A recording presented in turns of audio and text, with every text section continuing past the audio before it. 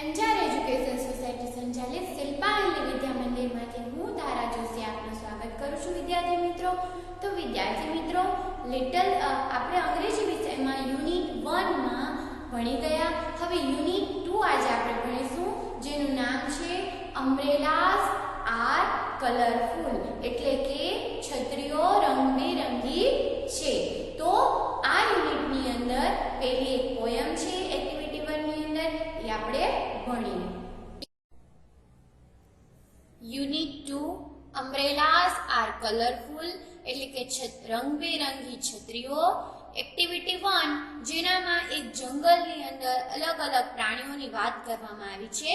તો in the જંગલમાં standing near the lake, એટલે કે તળાવની બાજુમાં, I saw a tiger looking at a snake, મેં વાઘ જોયો જે સાપની સામે જોઈ રહ્યો હતો. In the jungle swimming with a smile, એટલે કે સ્માઇલ હાસ્ય સાથે તરી રહ્યો હતો.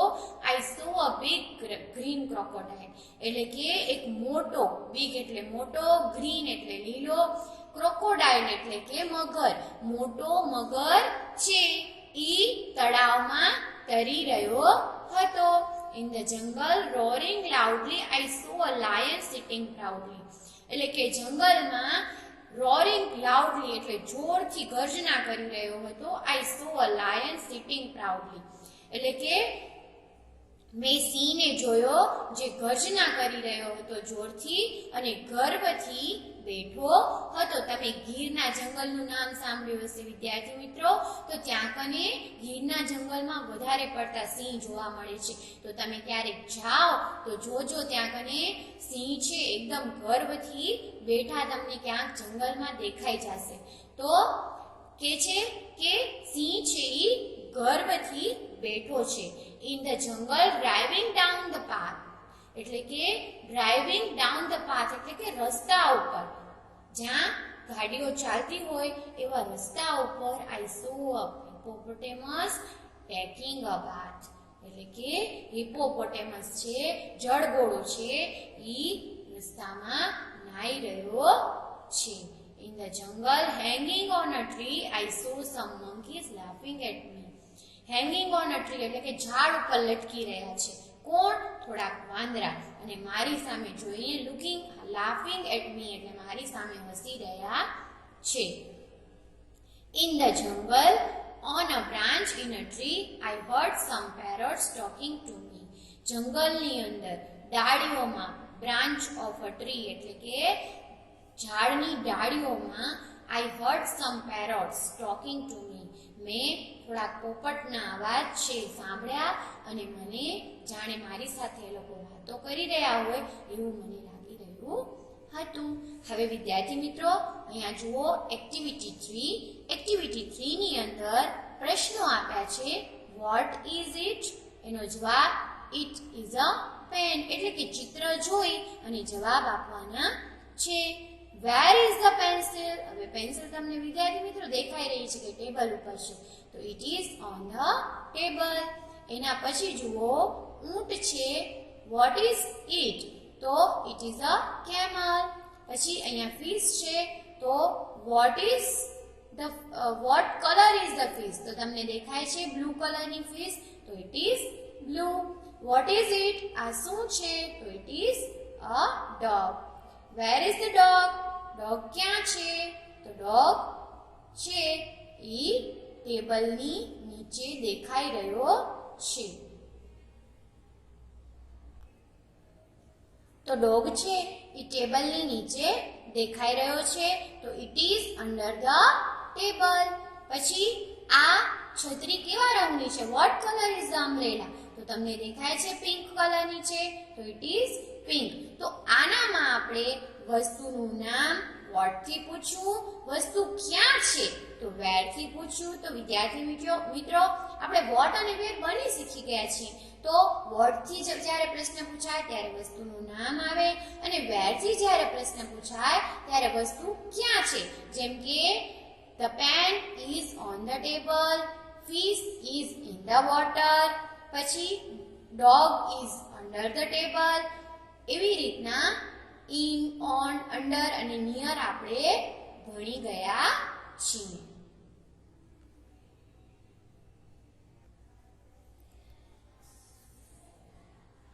હવે વિદ્યાર્થી મિત્રો, એક્ટિવિટી 4 ની અંદર અ લવલી ફેર એક સરસ મજાનો અહીંયા પાઠ આપ્યો છે, જેમાં તમને દેખાઈ રહ્યો છે કે અહીંયા મેળાનું ચિત્ર છે. જો અહીંયા કને બધા ફરી રહ્યા છે મેળાની અંદર, અહીંયા બધા અલગ અલગ સ્ટોલ છે. જો અહીંયા કને એક ફુગાવાળો છે, એના પાસેથી છોકરાઓ ફુગા લે છે. પછી અહીંયા ચાની એક કેબિન છે નાની એવી. પછી અહીંયા આ બાજુ ચકડોળ આપ્યા છે, બરોબર. અહીંયા કને આઈસ્ક્રીમનું આપ્યું છે. તો તમે આ બધા મેળાના ચિત્રોથી જાણીતા જ છો. તમે બધા મેળામાં ગયા જ હશો. હમણાં કોરોનાના લીધે મેળા નથી થયા, પણ આપણે આશા છે કે આવતી સાલ કોરોના હાલ્યો જશે અને આપણે બધા મેળામાં આ રીતે ફરી શકશું, બરોબર. તો આપણે આજે મેળાને યાદ કરીએ. અ લવલી ફેર એટલે કે સુંદર મજાનો મેળો. ફેર એટલે મેળો. Bakshipur is a small village. Bakshipur એક નાનકડો ગામડું છે. There is a fair in the village today. આજે ગામડાની અંદર મેળો છે. It is on the river bank. એટલે કે તે નદી કિનારે છે. river bank એટલે નદી કિનારે છે. Men and children are in the fair. એટલે કે માણસો, men એટલે માણસો, men men. પછી અહીંયા કને પણ men છે એટલે આ બહુવચન દર્શાવે છે. એટલે કે men એટલે કે પુરુષો, men men એટલે કે એક પુરુષ, અને men men એટલે પુરુષો બહુવચન છે. એવી જ રીતના અહીંયા વુમનમાં પણ એવી જ રીતના women એટલે કે સ્ત્રીઓ, એન્ડ ચિલ્ડ્રન, ચાઇલ્ડ એટલે એક બાળક અને ચિલ્ડ્રન એટલે બાળકો. તો પુરુષો, સ્ત્રીઓ અને બાળકો મેળામાં છે. લુક એટ ધ શોપકીપર એટલે કે શોપકીપર સામે જુઓ. Their shops are small. એ લોકોની દુકાનો નાની છે. જો તમે અહીંયા કને દુકાનો બધી દેખાય છે તમને, બધી નાની નાની છે. મેળામાં દુકાનો કેવી હોય? નાની નાની હોય. There are toy shops and fruit shops in the fair. એટલે કે મેળામાં રમકડાની દુકાન, ફળોની દુકાન છે. There are tea stalls also. એટલે કે ચાની દુકાન પણ છે.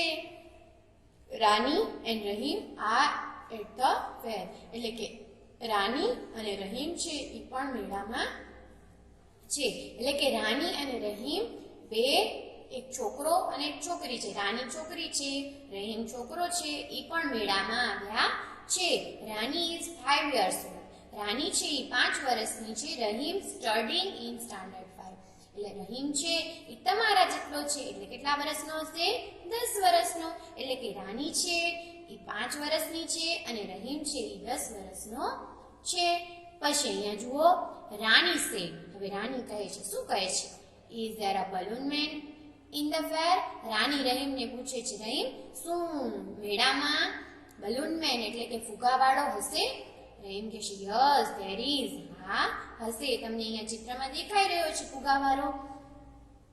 Where is he? રાની પૂછે છે, તે ક્યાં છે? Rahim, look he is near the tea stall. જો ફુગાવાળો છે અહીંયા કને ટી સ્ટોલની બાજુમાં છે. એટલે કે ફુગાવાળો છે એ ટી સ્ટોલની બાજુમાં છે.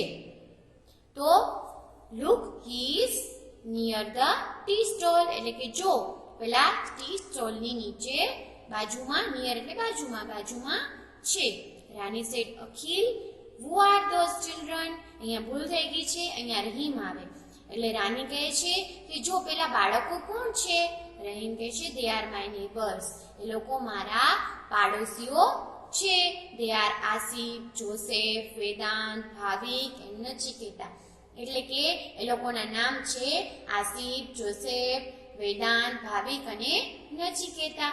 Rani said, what are they looking at? એ લોકો ક્યાં જોઈ રહ્યા છે? Rahim said, colourful balloons. એ લોકો કલરફુલ બલૂન્સને એટલે કે ફુગાને જોઈ રહ્યા છે. જો અહીંયા કને આપ્યા છે થોડાક બાળકો આપ્યા છે જેના નામ છે આસિફ, જોસેફ, વેદાંત, ભાવિક, નચિકેતા. આ બધા છે ફુગાને જોઈ રહ્યા છે. એટલે રહીમ કહે છે કે એ લોકો ફુગાને જોઈ રહ્યા છે. એના પછી જુઓ રાની શું કહે છે? Rani said what is that Rahim? એટલે કે આનું પૂછે છે આ શું છે રહીમ?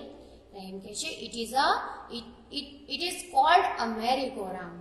એટલે કે તેને મેરી ગો રાઉન્ડ કહેવાય. જો વિદ્યાર્થી મિત્રો આ નાનકડો ચકડોળ છે એને આપણે મેરી ગો રાઉન્ડ કહેશું અને આ મોટો ચકડોળ છે એને આપણે જાયન્ટ વ્હીલ કહેશું.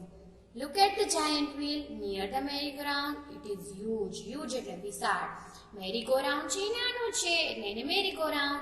giant wheel મોટો છે એને huge એટલે કે huge કહેશું એને. giant wheel is huge અને merry-go-round is small. પછી રાની said let's buy ice cream. ચાલ આપણે આઈસ્ક્રીમ ખરીદીએ. Where is the ice cream stall? Ice cream stall ક્યાં છે?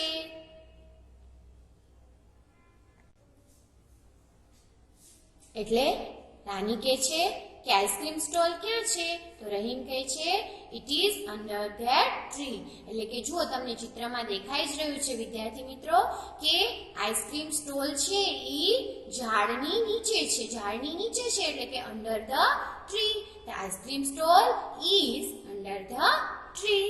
એટલે રહીમ કહે છે કે જો આઈસ્ક્રીમ સ્ટોલ ઝાડની નીચે છે નિયર ધ જાયન્ટ વ્હીલ. જો તમને દેખાય જ છે કે બાજુમાં જાયન્ટ વ્હીલ છે એટલે આઈસ્ક્રીમ સ્ટોલ ક્યાં છે? Where is ice cream stall? Ice cream stall is under the tree near the giant wheel. તમે બંનેમાંથી ગમે એ લખી શકો. પ્રશ્ન પૂછાય કે where is the ice cream stall? તો તમે એમ પણ લખી શકો કે the ice cream stall is under the tree અને તમે એમ પણ લખી શકો કે ice cream stall is near the giant wheel. આ રીતે બેમાંથી ગમે એ રીતે તમે લખી શકો. હવે રાની કહે છે Rani said let's go there. ચલો આપણે ત્યાં જઈએ. I will take a big cup. હું મોટો કપ લઈશ. રહીમ કહે છે ઓકે સારું તું એક કપ મોટો લેજે.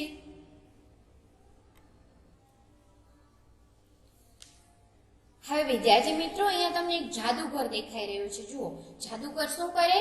જાદુ કરે. તમને ખબર જ હશે. તો રાની કહે છે હુ ઇઝ ધેટ મેન? પેલો માણસ કોણ છે? રહીમ કહે છે હી ઇઝ અ જગલર. તે જાદુગર છે. This is a box in his hand. જો એના હાથમાં બોક્સ છે. It is empty. તે ખાલી છે. એનામાં કાંઈ છે નહીં. There are balls near him. એની બાજુમાં બોલ પડ્યા છે. Bottles are on the table. Bottle પણ ટેબલની ઉપર છે. રાની કહે છે Rani said Rahim look at that girl. પેલી છોકરીને જો Rahim she is a rock walker. તે રોક વોકર છે. જો અહીંયા ચિત્રમાં રોક વોકર છોકરી દેખાઈ રહી છે. એટલે એ કહે છે જો પેલી રોપ વોકર છોકરી સી ઇઝ ઓન ધેટ રોપ. તે રોપની ઉપર છે. There is a long bamboo in her hand. એના હાથમાં લાંબો બાંબુ છે. That is her father. તે એના પપ્પા છે. જો આ છોકરી છે એના હાથમાં લાંબો બાંબુ છે. બાંબુ એટલે મોટી લાકડી હોય વાંસની, જે તમે રોપ વોકરના હાથમાં જોઈ હશે. લાંબી વાંસની લાકડી હોય એને બાંબુ કહેવામાં આવે છે. અને આ દોરડા ઉપર ચાલી રહી હોય એવી છોકરીને રોપ વોકર કહેવામાં આવે છે. અને અહીંયા નીચે ઢોલ વગાડી રહ્યા છે એના પપ્પા છે.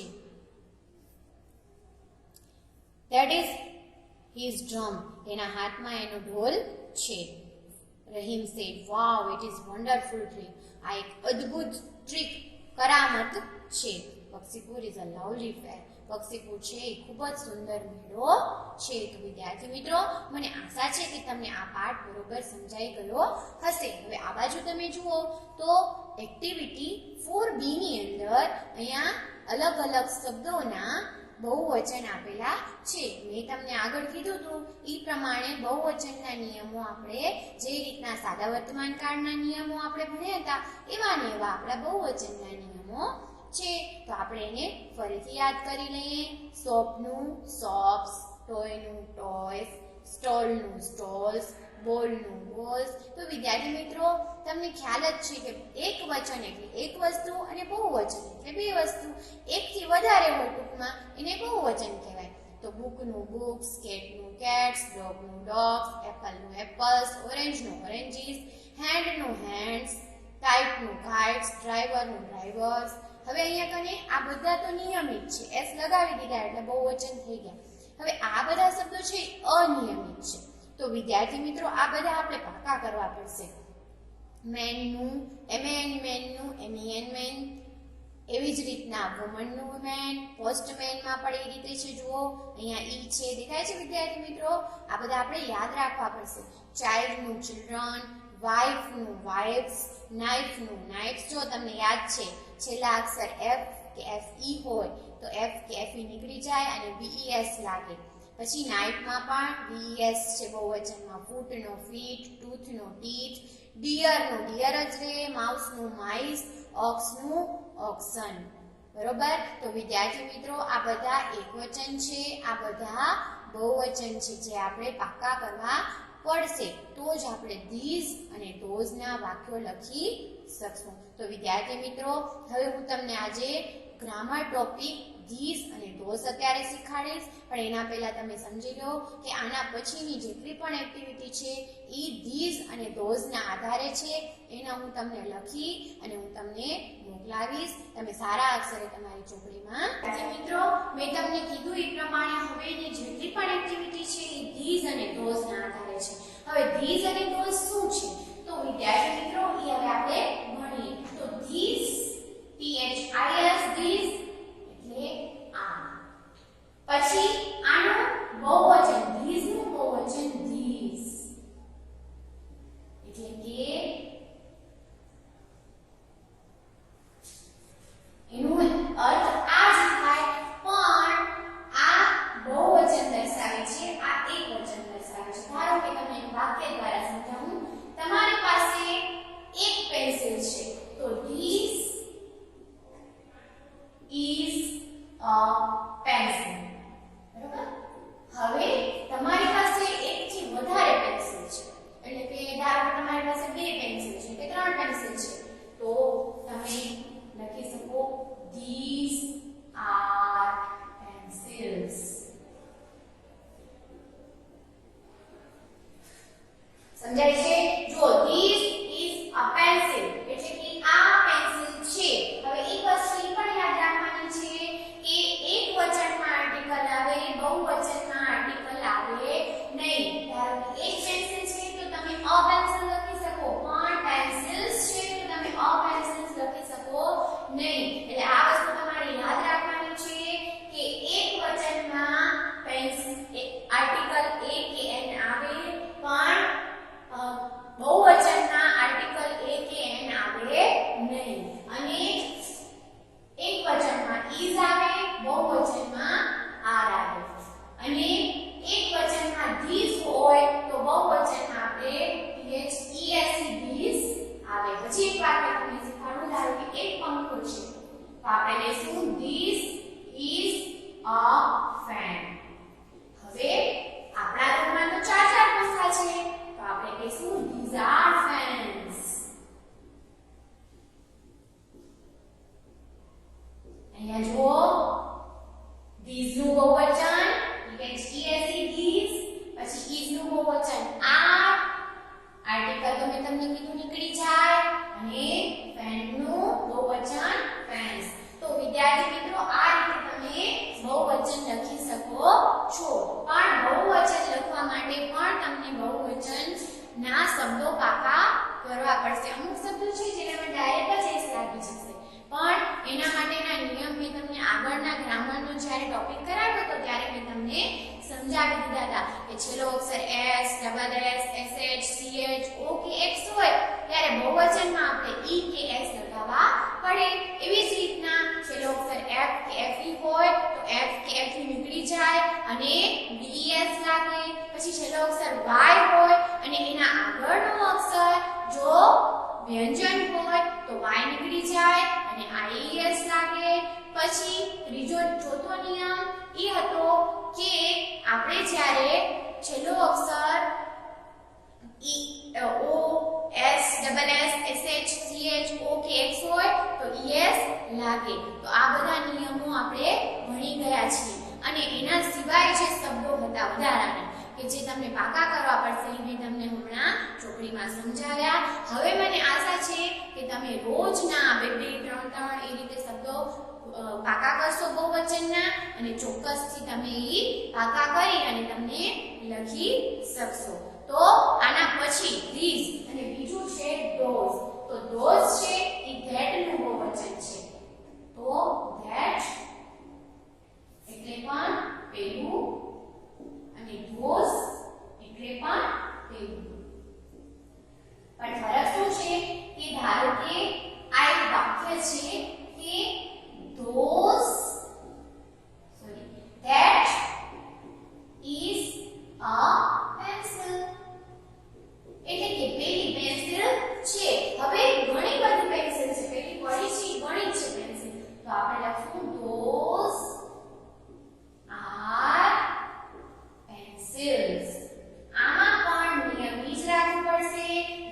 બહુવચન those, is નું બહુવચન are, આર્ટિકલ નીકળી જશે અને પેન્સિલ એક છે તો પેન્સિલ અને પેન્સિલ ઘણી બધી છે તો પેન્સિલ્સ.